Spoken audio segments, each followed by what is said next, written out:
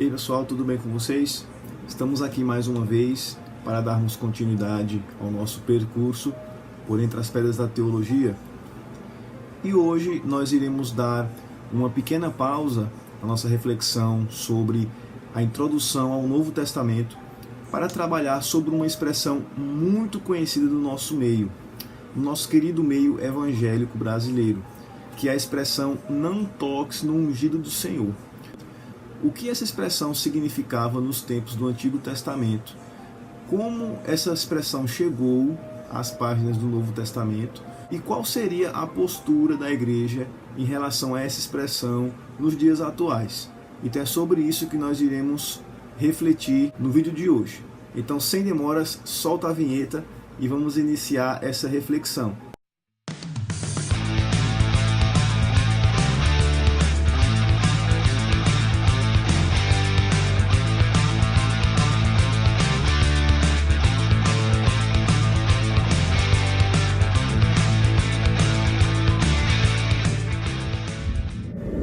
Bem, pessoal, no nosso canal já é comum nós estarmos indicando algumas bibliografias para vocês. E a partir desse vídeo, aqui no link da descrição, você vai encontrar o link para adquirir esses livros pela Amazon e também para você adquirir os e-books, tá bom? Então, clicando e adquirindo, você estará ajudando o nosso canal, tá bom? Então, conto com vocês. Bem, a reflexão de hoje, ela será pautada em cima de duas obras que eu vou recomendar para vocês. A primeira é Teologia do Novo Testamento, de George Ladd. Então, um livro muito importante para você. E a segunda obra é o Dicionário Internacional de Teologia do Antigo Testamento. Tá bom? Então são obras importantíssimas para você ter na sua biblioteca, para você continuar crescendo no percurso da teologia. Então vamos continuar com a nossa reflexão. Nos últimos dias nós fomos acometidos por uma saraivada de críticas, por um lado da mídia, né, em relação à postura de alguns evangélicos, falando sobre a trágica morte do jornalista naquele acidente de helicóptero.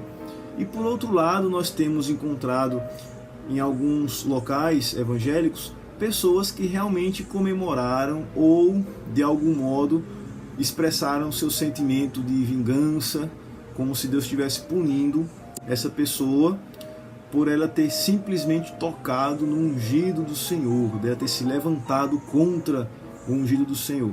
Desse modo, nós fomos impelidos a refletir sobre essa expressão, "não toques no ungido do Senhor". Primeiramente, vamos identificar como surgiu essa expressão.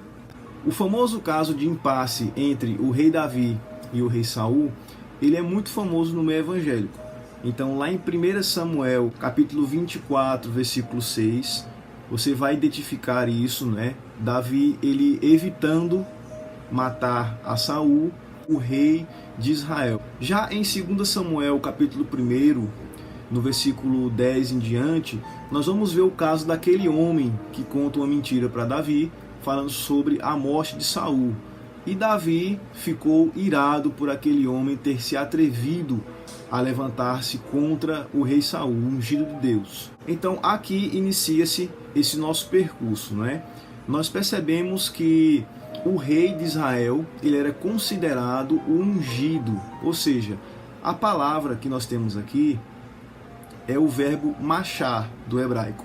E esse verbo, com seus derivados, ele consta aproximadamente 140 vezes no texto do Antigo Testamento, tá certo? E principalmente no Pentateuco e nos livros históricos. Essa é a informação do Dicionário Internacional de Teologia.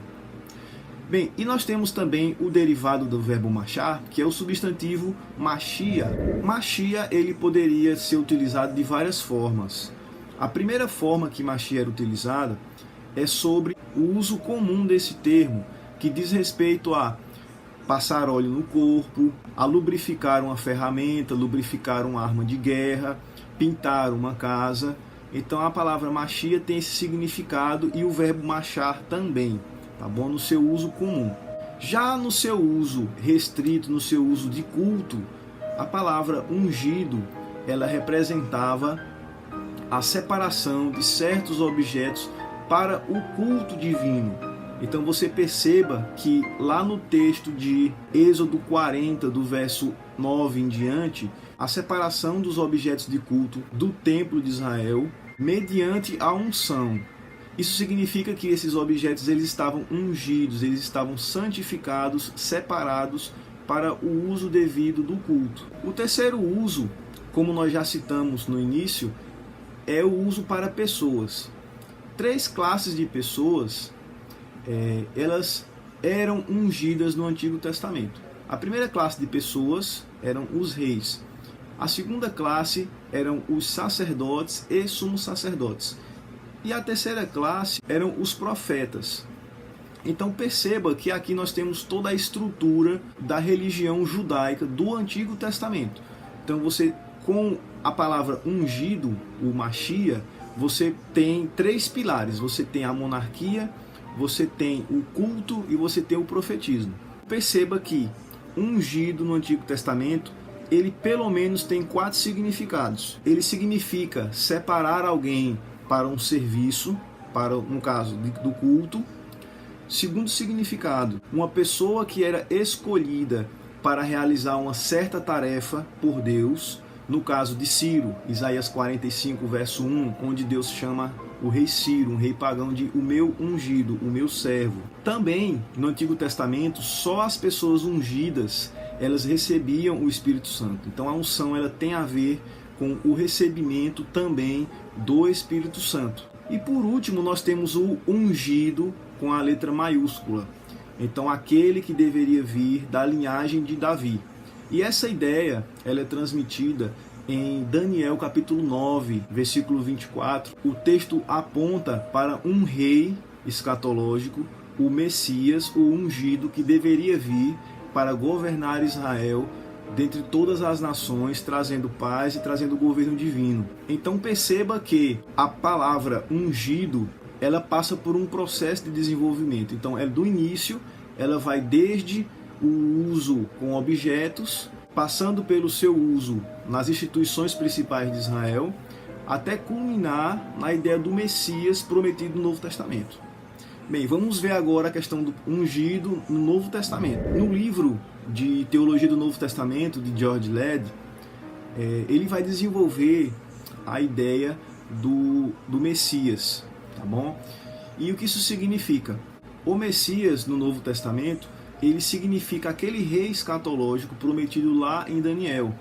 E Jesus Cristo, quando você pega, por exemplo, a palavra Cristo, né, do grego, é a mesma palavra Messias, tá certo? Então o ungido do Senhor. Então Jesus Cristo, ele é o ungido do Senhor que deveria vir, que está relatado nas páginas do Novo Testamento. E perceba que o Novo Testamento, ele sugere 3 ofícios de Cristo. Lá em Hebreus capítulo 1 você vai ver isso. Jesus Cristo, ele é rei, sacerdote e profeta. Ou seja, Jesus Cristo em si mesmo, como ungido do Senhor, o enviado do Senhor, ele abarca em si as 3 instituições israelitas. Por um lado, ele tem a monarquia, porque ele é descendente direto do rei Davi. Por outro, ele abarca em si mesmo o movimento do profetismo, ou seja, ele é aquele que revela a vontade de Deus. Não é assim como Deus falou pelos profetas no Antigo, agora ele fala pelo Filho no Novo Testamento. E Jesus Cristo também abarca em si mesmo a tarefa de sacerdote. Hebreus vai dizer que Jesus Cristo é o nosso sumo sacerdote, tá certo? Aquele que ofereceu o sacrifício perfeito pelos nossos pecados. Então perceba que no Novo Testamento todas as profecias relacionadas com a vinda do ungido, elas se cumprem em Jesus Cristo. No Novo Testamento, ungido do Senhor significa Jesus Cristo. Bem, pessoal, é interessante que Zacarias 9, verso 9, vai dizer a forma que Jesus Cristo, que esse rei deveria vir a Israel. Quando o ungido de Deus ele entra na sua entrada triunfal em Jerusalém, ele vem montado sobre um jumentinho.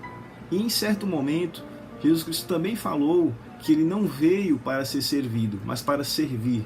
Atos capítulo 17 vai dizer que Deus ele não precisa ser servido por mãos humanas, como se precisasse de alguma coisa. Então perceba que o ungido do Senhor, ele veio servir o homem, ele veio salvar, ele veio entregar-se em favor da salvação dos homens.